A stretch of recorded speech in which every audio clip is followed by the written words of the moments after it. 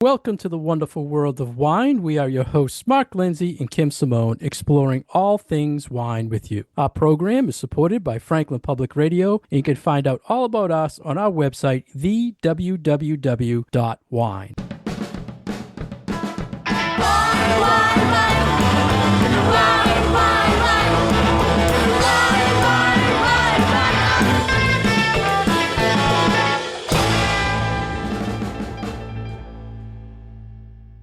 Hello again, everybody, and welcome to our show. How are you today, Kim?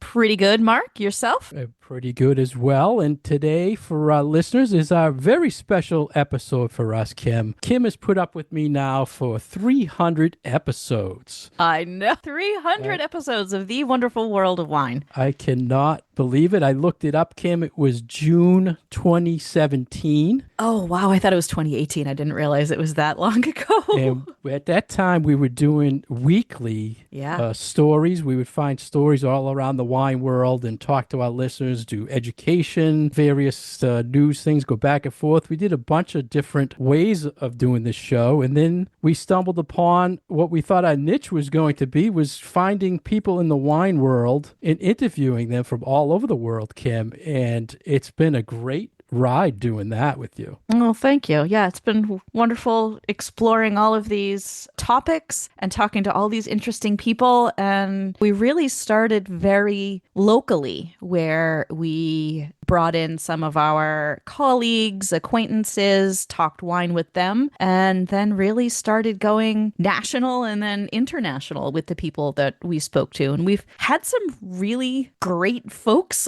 on our shows, some of whom have pretty big names. It's never ending, the topics we could cover, but we've learned so much from our guests, and we have to thank the Franklin Radio TV for putting up with us and supporting us. We have to thank the listeners and all our special guests, and we actually won some awards over the years and nominated for some awards, so that was a great surprise for us, Kim, and appreciate again, Kim, my partner in wine crime, as I like to say, and I haven't used that term lately, Kim, but well, you keep me on my toes, and you're a great editor for our show, and I feel like the funniest moment was when we won our Tastemaker Award earlier in 2025, and you sent me a text message that said, "Is this real?" yeah. Because you didn't believe it. I'm like, yeah, it looks like we won. Yeah, we had to verify it was a real thing. It's so just funny. so unexpected. But I mean, I think maybe 5 of the last 6 years, the podcast awards we've been nominated, and we're nominated again this year for a podcast award. So that's really special for doing what we love, bringing it to the listeners, and it's just really fun. And like again, the radio station for putting up with us and just letting us do this. We came to them with an idea in 2017 of we want to just talk wine. And the radio station at the time said, well, why don't you sit down, let me hear you talk. And me and Kim had to sit in this little room, right, Kim, and just talk wine. And they said, okay, you can do it. And banter. Talk wine and banter, which is what we did. That was it. So Kim is our bubbly queen. I think Kim's going to pop some champagne, and there it is. You caught it, Kim. Good job. Is it a good bottle or something? It's an okay bottle. It's a Cremant from France. Oh, there you go. Good. So sticking to my French wine. Now, a special guest. We're finally getting to our special guest tonight is Len Presutti. Len is here. How are you, Len? Great. How are you doing, Mark? It's so nice to have you on the show. Our listeners may recall we had Len on the show in the past, and Len is a very good friend of Kim and I and was my mentor in the wine world. Len doesn't know this, so I'm going to tell him we have done so many special guests, Len, so many podcasts, and one of our podcast sites, your interview outplays everything we've ever done. You are the most listened to episode. So I said to Kim, we have to have Len back and tell him that. Oh my God. I'm shocked and delighted for what it's worth. So. You beat Drew Bledsoe. Yeah. Wow. Oh my God. Whoa. Andrea Immer. I mean, we've had a lot of who's who in the wine world, but Yeah. Len, you are number one. Wow. I'm shocked. Thank you. Thank you for mentioning that. I didn't realize that at all. So We appreciate. So just again for our listeners, Len is a certified wine educator. He is the host of Wine by Design with Len on 1510 in Boston. And you can find his past episodes on WMEXBoston.com. I love your show, Len. It's just you talking wine. And you've been doing it for what, like 2 years now? yeah, closing in on 2 years. So as you know, it's fun. We know it's fun, right? You know, the day it stops being fun is the day I stop doing it. I always promised myself that. And it's just been a blast so far. Well, we appreciate listening to you. And we actually, a couple of things you've done. I know wines you've tasted, I've brought into my store. I saw something. I was researching a winery, Liberty Cellars. And I saw you did a review of it. And I said, man, I got to research these wines. And we ended up having Nick Gardner on our show talking all about Liberty Cellars. And I'm working with him now to hopefully get someone in Massachusetts to pick up his wine. But that was all because of Len. So we appreciate that. So it's a small wine world. It is. I was shocked. I maybe could tell on the video at how good the wines were. I did not expect them to be that good. And it gets, as you probably know, kind of tricky when you're recording live tasting something. And you're thinking, well, how's this going to be? And every one of them over-delivered, which was way cool. Yeah, we tasted his wine on our show as well. And they were, oh, wow. Yeah, they were bold and a lot to talk about and very interesting to have a conversation about with him. Yeah, and it's pretty much totally him.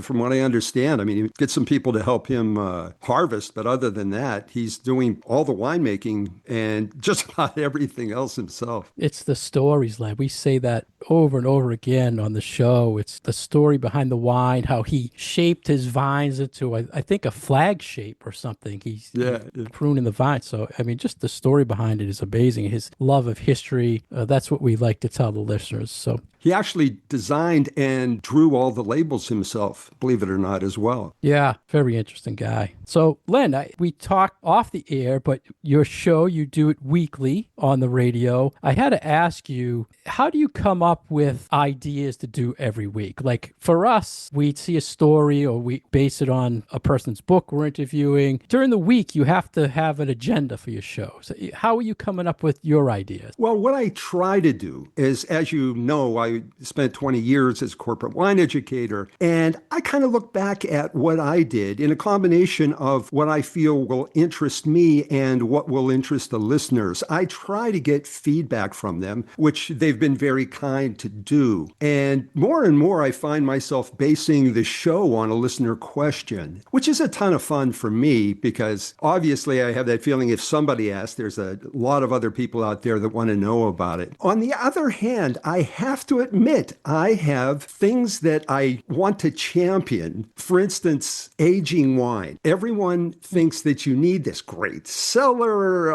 all that. I actually, before we moved into our house, as we were moving around, just threw the wine into a room that I designated the wine room and had this huge, way overpowered air conditioner so it would cool down the room without taking the humidity out of it. And it's just amazing. I remember a 1985 Foreman cab that I had very recently that, wow, was just blew me away. And we're still always experimenting with everything at my house too, my wife Andrea and I. With that particular one, we were playing with different glassware. And I tried a Zalto Bordeaux glass and a Riedel Bordeaux glass. It was incredible, the difference it made in the Zalto glass. I mean, there was such elegance and depth and completeness of the wine that it didn't have it all out of the Riedel. And I'm thinking, well, you know, was it just that wine or is it older wines? And we just, I think in this past week, opened a 1999 St. Hallett Faith Vineyard Shiraz, and the opposite happened. That one did not show well out of the Zalto, and it just seemed to be lacking almost kind of like a mid-palate, and it just had so much more fruit in the Riedel glass. But anyway,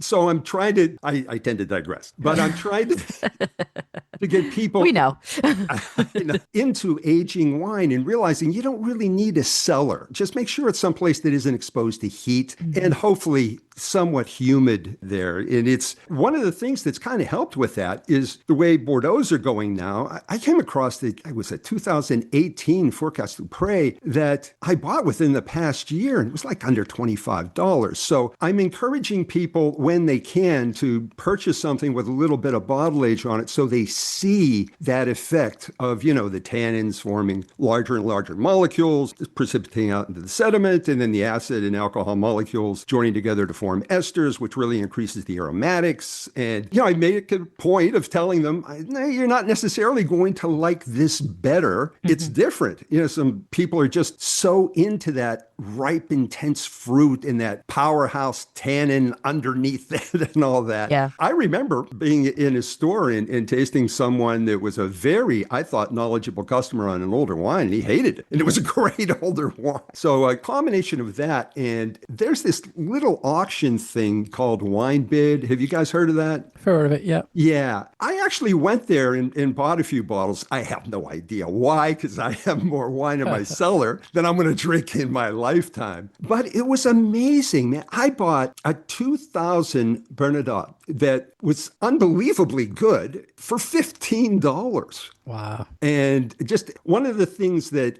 I feel doesn't get the respect that it should is vintage port. One item that I often would bring with other wine drinkers. And, when they saw me with a port, it's like, okay, I know it's 30 years old or 40 years old. But then you open it and decant it, and that was the wine they were talking about the whole night, even though there were a lot of different wines there that were vastly superior in price and prestige and all that. But anyway, so I have a couple things like that. There's probably three things. The aging, one of the big pet peeves of mine is aeration. I don't think people even give wine remotely enough air today. This all started for me back when I was doing this tasting, and I remember we were doing a 1928 Marquis de Marietta Castillo y Gai Gran Reserva that was hand carried over for the tasting from someone from the winery. Wow. Now, I found out later that he hadn't been working for the winery long, only a couple of months. So we poured it, and he's telling everyone, urging them,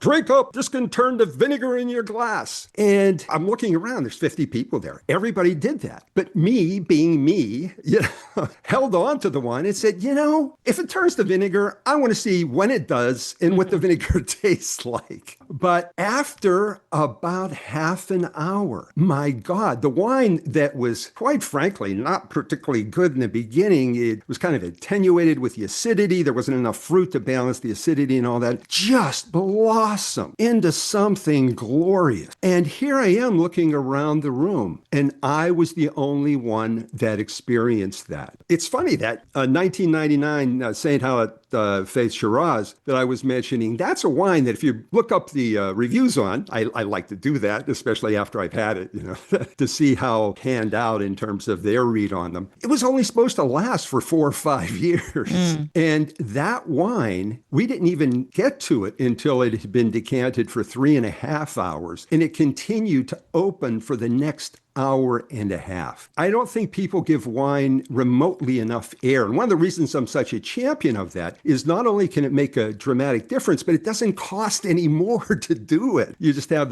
have to have the foresight to do it in advance. And I have had one wine once turn to vinegar in my glass, but I remember it distinctly. It was a 1967 Chateau Margaux that never should have been put in the bottle in the first place. But anyway, so, aging, aeration, and last but not least, temperature. What a huge difference temperature makes in wine. And I'm still amazed at that. When we sit down to dinner, believe it or not, I have an instant read thermometer with, and I'm always playing with the wine, especially with the long decantations in the summertime. You're popping it in and out of the refrigerator. And I am just shocked at the difference a degree or two can make in the way the wine tastes. Shiraz, I was mentioning, showed phenomenally well at 69 degrees Fahrenheit. Any cooler than that, we started around 65, 66. It just kind of hid the fruit. But It went a little bit over. I'm talking a degree or two. I think it might have hit 71, and it just tasted horrible. And that's why I took the temperature of it. I'm saying, wow, man, this wine was showing so well, and now it's not. So I threw the glass in the refrigerator for a minute or two and brought it back out, and it was glorious again. So Yeah, and our conventional wisdom is to serve those kinds of wines like low 60s, right? So even your 68, 69 degrees was kind of high. yeah, that's the thing that has struck me, quite frankly, is the older wines, with the tannins haven't precipitated out and all the aromatics and all that, tend to show better at a higher temperature. It does change a bit with each wine, I've found, but it just makes such a huge difference. And the cool thing about it is I'm into doing stuff that doesn't cost me any more money. So I can play with changing it. the temperature. You can just do that. Yeah, do that in your kitchen. I throw it in the refrigerator for a minute or two, So talking about money there, Len, you working all those years in the corporate wine world, you built up a tremendous cellar having access to all these wines. Now that you're out of the corporate world, you mentioned you found the auction site. Do you find yourself going out and tracking wines down, or are you at the point where my collection's big enough? Are you joining the consumer side now and going out and shopping at all? I am. As you know, we're super, super into wine and food matching at my house. My wife's a trade chef. And very early on, when I started in the business, before anything was known about food and wine matching, we went through this 3-year experiment where we had 12 different bottles open in the house at all times, 6 whites and 6 reds of as varying character as possible that we kept under vacuum vans. Now, we're talking like 35, 40 years ago. And every night we cooked, which was pretty much every night, we tasted against all 12 wines spitting, even the ones we knew that were going to be actively horrible matches, just to see what bad flavors were created, and then drank the wine that we thought went best with that dish that night. And I've conservatively estimated we did in that 3-year period. Now we're still doing it like crazy. You should be at my house sometimes when you're looking for a wine match and we can't come for find dinner. one. Yeah, it's a blast if you're in the wine business. Oh my gosh, it's so awesome. If not so much. So we did at least 10,000 matches in that 3-year period, no question. So it kind of elevated our sense of a great wine and food match that we defined where both the wine and the food taste better than they did on their own, which is, there's so many different ways they combine. And sometimes we had something we referred to as ships in the night where they both retained the properties that they kind of had on their own. You always talk about food and wine on your show. So I think that passion, you should really write a book about how you did all that. We meant to years ago. And I still think that we think about it now and then. I think that we could still do something that would make it a bit more accessible, which is what I'm all about. I want everybody to be able to try this stuff. But that was prompted by your question. I still buy wine. There are all kinds of things I came across.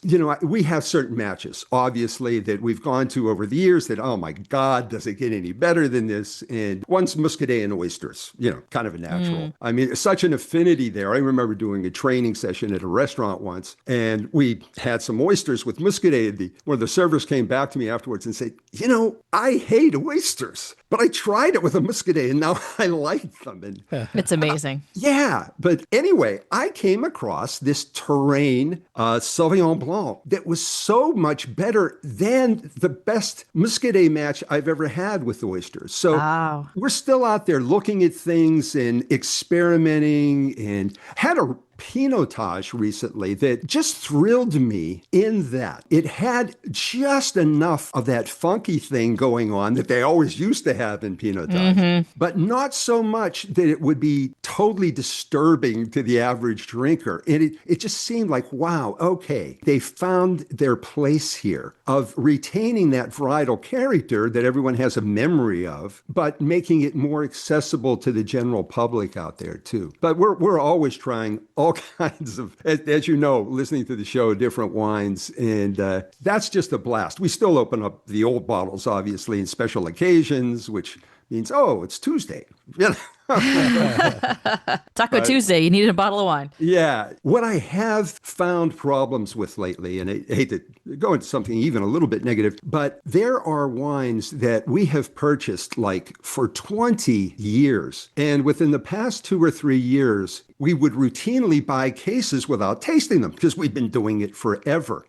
And wow, I can think of 5 times off the top of my head I really got burned. And it's really gotten to the point where I always order a bottle of the wine that I'm planning on buying by the case, even though it's an old favorite, just to make absolutely sure. Yeah, that happens with me as a wine buyer. I absolutely fall in love with the wine. Either I get a different vintage or something changes the next vintage, and I get disappointed that either I bought too heavy on it, and Yeah, so I can yeah. relate. Yeah, and I always am so curious about this stuff. I go back and research it, notes it from the winery and reviews and everything like that. And it's not like it was a warmer vintage or anything, but I think of this Sancerre that unfortunately I was so into over the years that I used it so much that it became allocated and I couldn't You buy. couldn't No. get it. But I bought a case of the 2023 vintage, and it's like I'm looking at my wife Andrea. I'm saying, "Is this Sancerre?"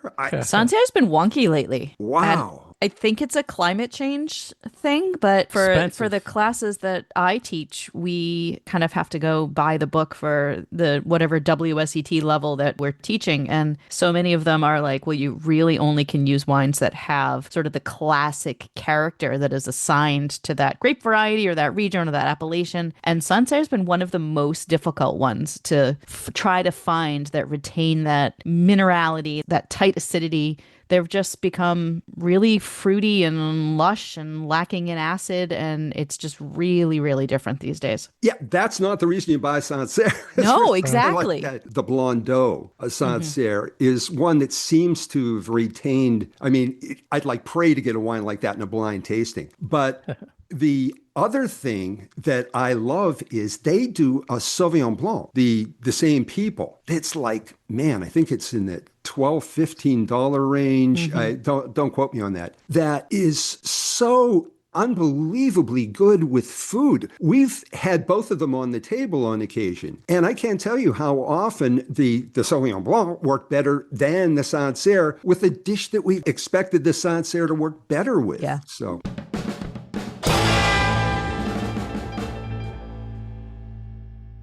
You're listening to The Wonderful World of Wine, and we are your hosts, Kim and Mark. You can find our past episodes on SoundCloud and more information about ourselves on our website, thewww.wine.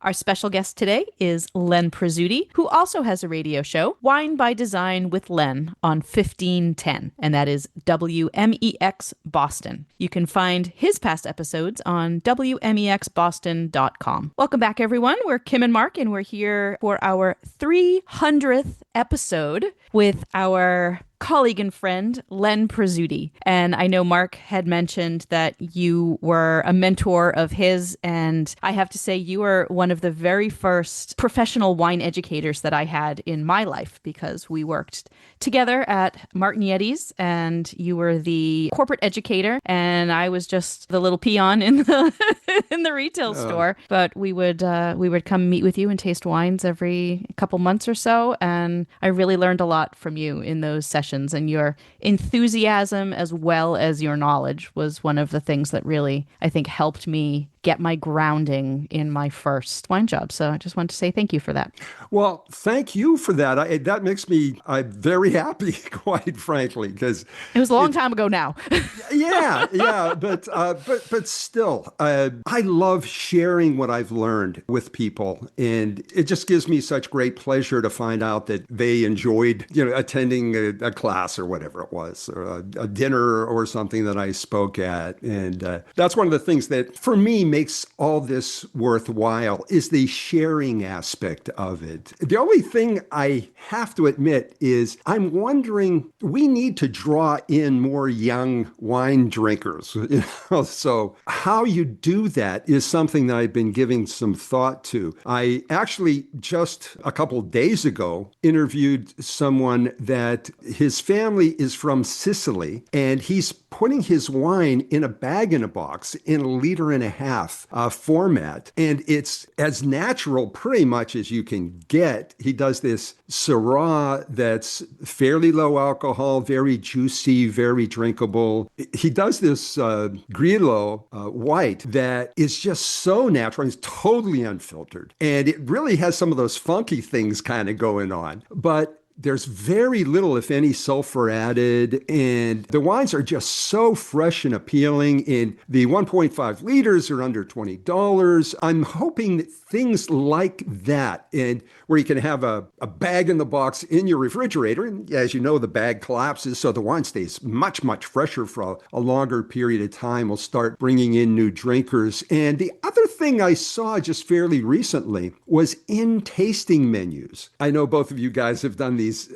as I have, these insane, sometimes 8, 10, 12 or more courses. Instead of matching a wine to everyone, every other beverage is a non-alcoholic kind of mocktail or some kind of concoction that they came up to match that particular dish, food and wine wise, or beverage and food wise. So that, I think, is drawing some people into, and I feel like the pendulum's going to start swinging back as more and more people discover how well wine works at the table. It's being that social lubricant that everybody talks about. And it just makes the dinner so much more enjoyable, and the health benefits are off the charts. I know there's this whole opposite attack going on, but so many studies over so many years. I mean, it helps promote bone density in women, as well as the heart healthy aspects of it. There's just so many things. It helps prevent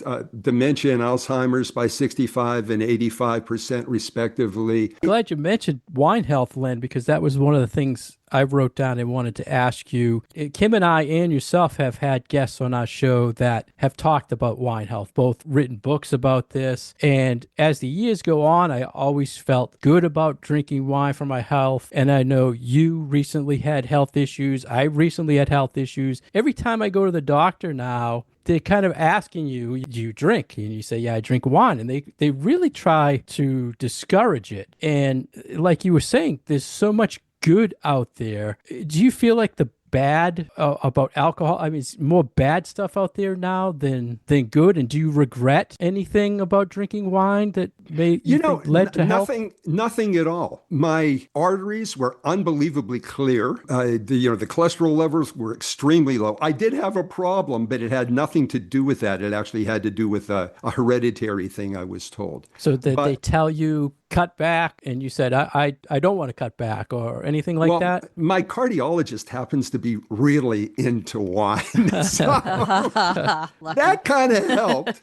But the bottom line is, now anything can be abused, obviously. But with the food at the dinner table, I've talked to people, some Harvard-educated doctors that have done research on it, and they found that it's just such a positive when you have moderate amounts with the meal at the table. That's a huge difference than just drinking it on its own. It helps regulate the release of insulin so that it happens more evenly and doesn't spike. Everything I checked into everything you can imagine, because my wife Andrea, as well as being a trained chef who worked in that field, is also a registered RN.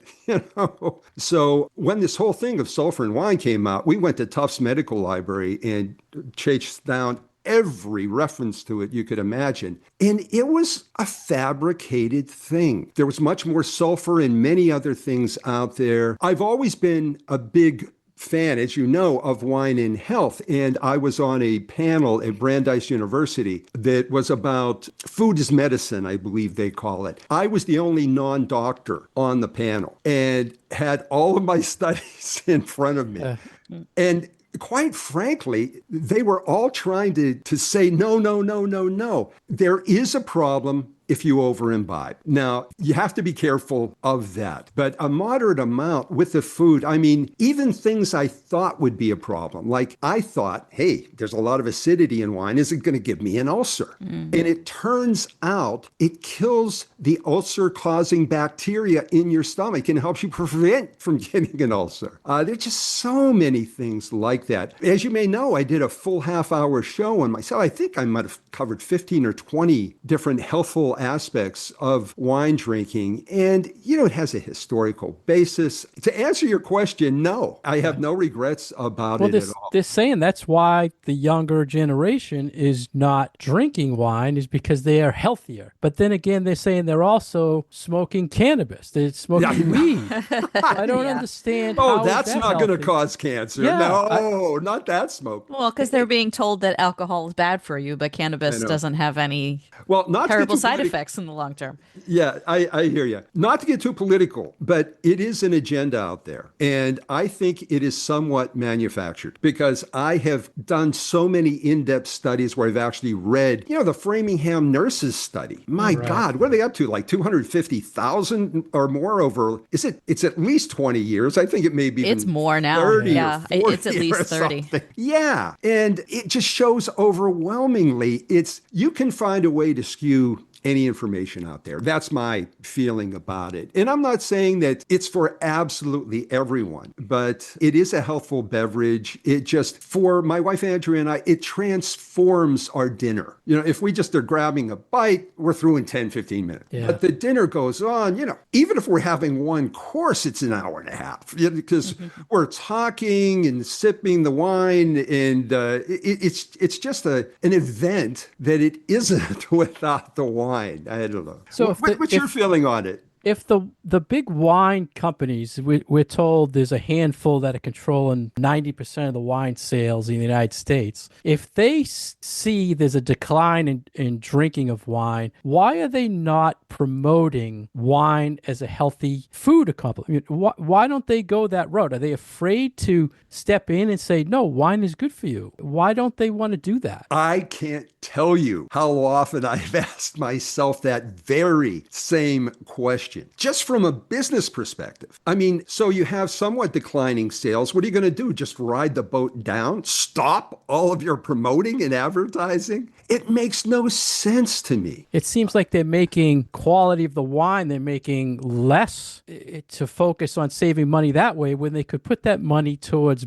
better marketing that it's beneficial in some sort of way, I feel. Oh, yeah. I again, you're speaking to the choir here, I couldn't agree more. I've wondered that for years. I mean, especially since the slight decline started here. And I think as hopefully things like the Framingham nurses study and that if we could just get the word out a bit more about it, that it is part of a healthy lifestyle. Having said that, I've been trying some of the lower alcohol stuff. And in terms of the wine and food matching thing, they can be a ton of fun. I remember this, what was it, the Duckhorn Decoy Featherweight Sauvignon Blanc. We love Chinese food. And we like very complicated stuff from gourmet restaurants, but we also like egg foo young. It was the very best match with egg foo young that we've ever had in our lives without even a close second.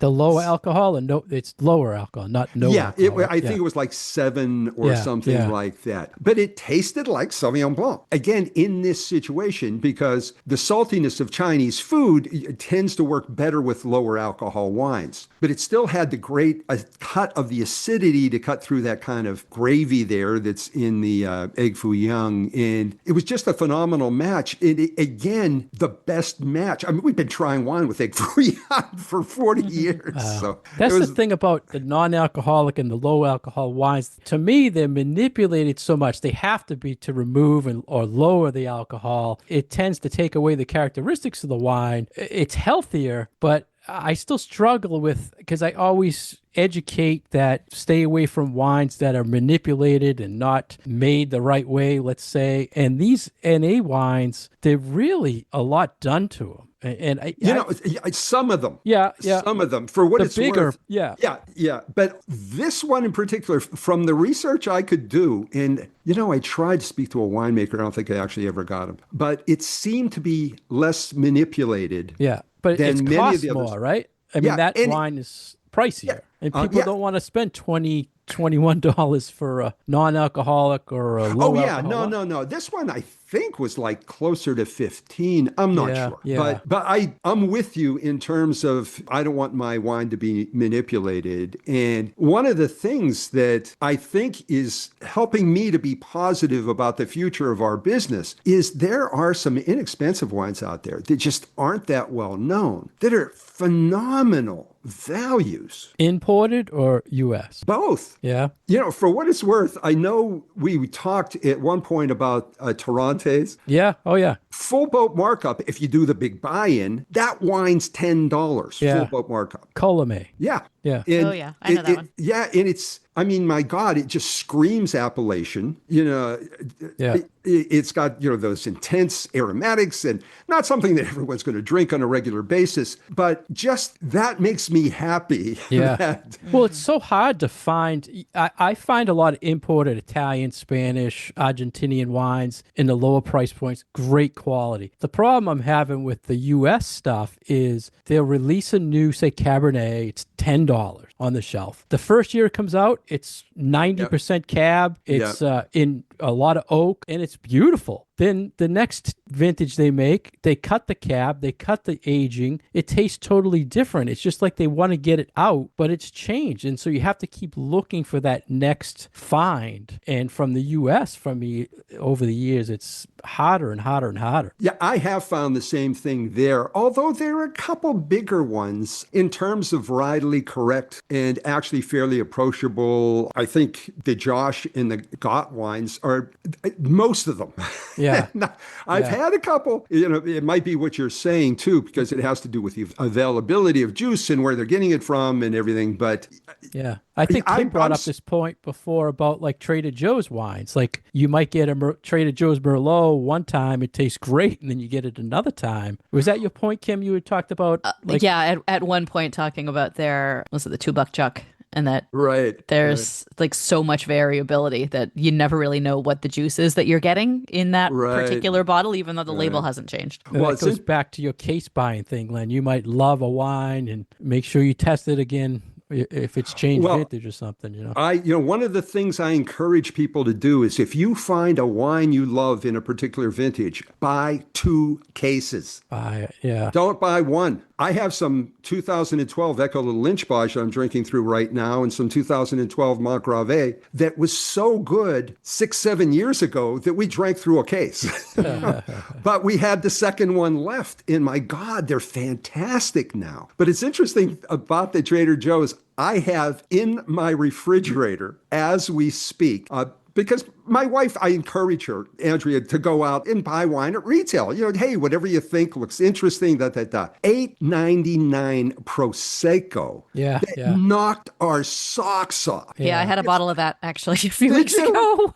Okay, so it wasn't just me. I was wondering. It was. I was like, oh, wow, this is like pretty good for I really fight the Prosecco fight all the time with people, Len. I have a $10 bottle of Prosecco on my shelf, and people will still buy the La Marca for $5 more. I'm telling you, buy 2 of these or buy a case of these versus this. What people don't understand is when you're a wine buyer, how many wines you have to taste at a particular price point to come up with the one you put in the store. Right. If they knew that, they would buy whatever you recommended. Yeah. And that's one of the things I loved about retail is you develop these relationships with customers and get immediate feedback. And sometimes I would say to them, hey, I remember one vintage of Kendall Jackson Cab where they declassified all their single vineyard stuff and it was like unbelievable. Yeah. And it was cheap. And I'm saying, give this bottle a shot. And then they come back and buy a case. So it's gratifying in that. But when you find these little gems and promote them and people catch on to it, it's a ton of fun. But it's very frustrating when you're trying to get someone to try something. You say, you don't know how many wines I had to go through to come up a wine this good at this price point. It's anyway. It's all what people are familiar with. They want to be more comfortable picking up that one bottle that they know, I feel, and you have to build no that question trust. Yeah. And I always like to get feedback from them too, just in terms of what they're looking for. Yeah. And I like for them to ask questions about, well, I would ask them questions about, what style of wine do you like? What are you currently drinking? Are you interested in expanding your horizons here? And then what I tend to do is give them descriptions of the wines that I'm recommending. And I'll tend to recommend 3 at least. Yeah. And just explain, okay, I'm recommending this one because you mentioned you like wines that are silky with less tannin, and that wine really fits this bill. But on the other hand, we have this wine that has these gorgeous aromatics to it, and there's a little bit more tannin there, but man, there's enough fruit between that and the aromatics that it works out really well. And I found that when you take the time to explain why you're recommending what you're recommending to them, sometimes, not always, nobody bats 1,000, but I think there is a thirst for that knowledge out there. And I haven't done it. I've been retired for a few years now, only about 4 or 5, I believe. But I remember just being in the stores, even when I was the corporate wine educator, I used to go to a store during the holidays or something like that just to help out. And I was shocked at how often, I remember one person, I went through 5 different wines that I said, okay, based upon what you're saying, I think these, and I explained why each one was different and why I thought they might like this one over that one. They bought all 5, so. Yeah, you made it interesting. Well, yeah, I mean, you have to engage people. It's tough because when you're in a retail situation, they're in an enclosed area. And I found this out early on. Someone mentioned this to me, that they did a study that in that situation, if you come up to them and ask them, can I help you? The immediate reaction is to say, no, thank you, because they feel threatened in a way. But what tends to work better, and I've tried it 1,000 times, and it really does seem to, is you go up to the customer and just say, I'm here to help. If you have any questions, I'll be by. And then turn around and start to walk away. And then their reaction is, oh, wait. Come back. I'll take the help. Come back. So, I mean, there is some psychology there, too, which is one of the things I always liked about the wine business as well. There was a few things that you taught me, Len, that I always use. The first was, if someone asks me, I'm sure you get asked all the time, what's your favorite wine? And you taught me long ago, well, if you want to sell a wine, you don't say you hate any wine, right, Len? It's like you learn what they like and you help them buy what they like. Absolutely. And that's part of the fun of it. I've talked before when I do wine education classes, the thing I really try to instill in everyone is the objective palate in contrast to the subject, because you have to understand, is this a wine of good quality, of a type that you despise? But you have to be able to recognize its attributes. Yeah. Because that brings us back to Pinotage. I was just going to say it. That's me and Pinotage. Oh my goodness. But I've been bringing them in on my shelf lately. I think the man one we've talked about before, it's always impresses me for like $10 on the shelf. Pinotage. So the other hard thing I had learned, Len, was when going to approach someone looking for wine, and I would say like a price point out loud. I would say, you want a $10 bottle, a $20 bottle, a $30 bottle? I learned to now kind of point. And this people that only want a $10 bottle, but they don't want everybody within 10 feet hearing that they same with the restaurant list, right? They don't want when you with the waiter, you don't want to say I want the cheapest one. You point to it, right? So you got to be sensitive to sensitive to people. Price. Oh, without question.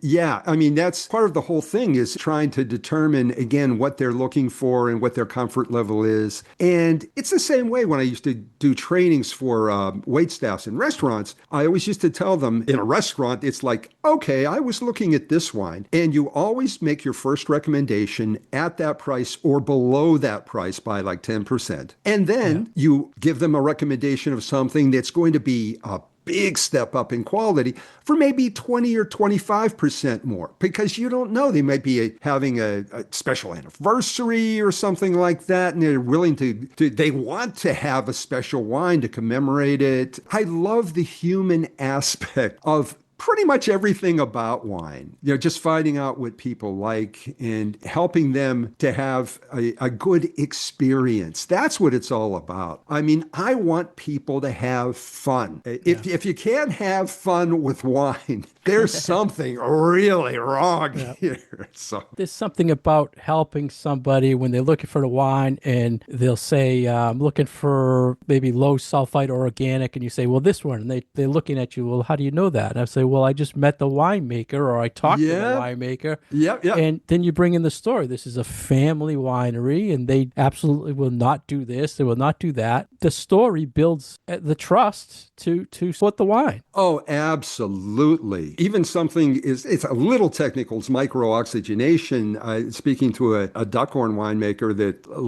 I just brought and he started screaming at me like, that's, premature aging of the wine. You can't do that. That's horrible.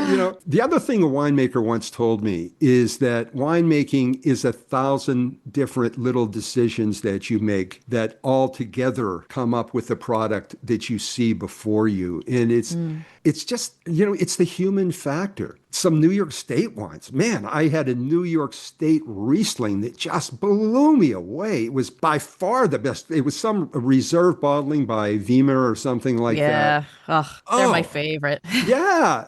And it was like, what?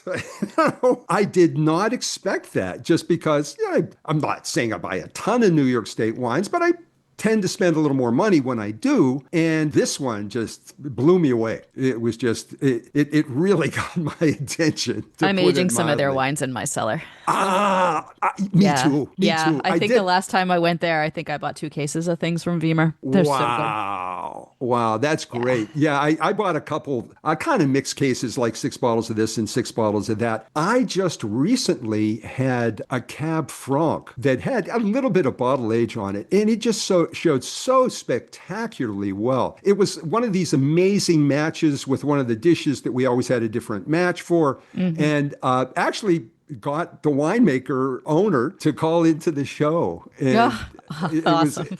It was a blast. And he was telling me what he was doing with Cab Franc and and then even went into the harvesting methods of his Gewürz, where he does it 3 different points, one for the acidity, another one for mouthfeel, and then the other one for the aromatics. Yeah, it is one of those things that makes wine just so much fun, because there's that human and cultural element there. I still do drink much more wine from places other than the United States, even though I drink my share of them. But it's just such a huge world to explore of wine out there. And it's constantly changing. I think in many ways, it's getting better. The only bad thing is some of the iconic wines have really shot up to the point it's like, oh my God, are you serious? They're like price-wise, you mean? Yeah. I mean, not that they're not worth it, but $300-$400 for a bottle of California Cab. I've had them and I can see it, but it's certainly not something I'm buying on a regular basis. Yeah. So. Well, Len, thank you so much. Your passion is still there after all these years, and that's why we wanted to have you on today. Well, thank you. And I can't tell you how honored I am to be the 300th guest. Congratulations. My God, 300 episodes. That's monumental. Jeez. And your awards. Jeez, on top of it. We have been very lucky. I think a lot of it's, like Kim said, that we always had, she put up with my crazy ideas, and I think only a few times she said, no, we can't do that, but it's fun. Yeah, it's only been a handful of times. I think I put the kibosh on the cupcake pairing one. Yeah. We my try God. different things, and we hope the listeners like the approach we have to wine, the passion we have for wine, and for bringing guests like Len to the show. And once again, Kim, I want to thank you for putting up with me, and for the listeners for listening to us weekly here. And we'll hopefully can do 300 more, Kim. Let's hope so. You got to keep pushing me to do all of these and to stay up on my current events in the wine world, and we'll keep talking to all the interesting people that we talk to.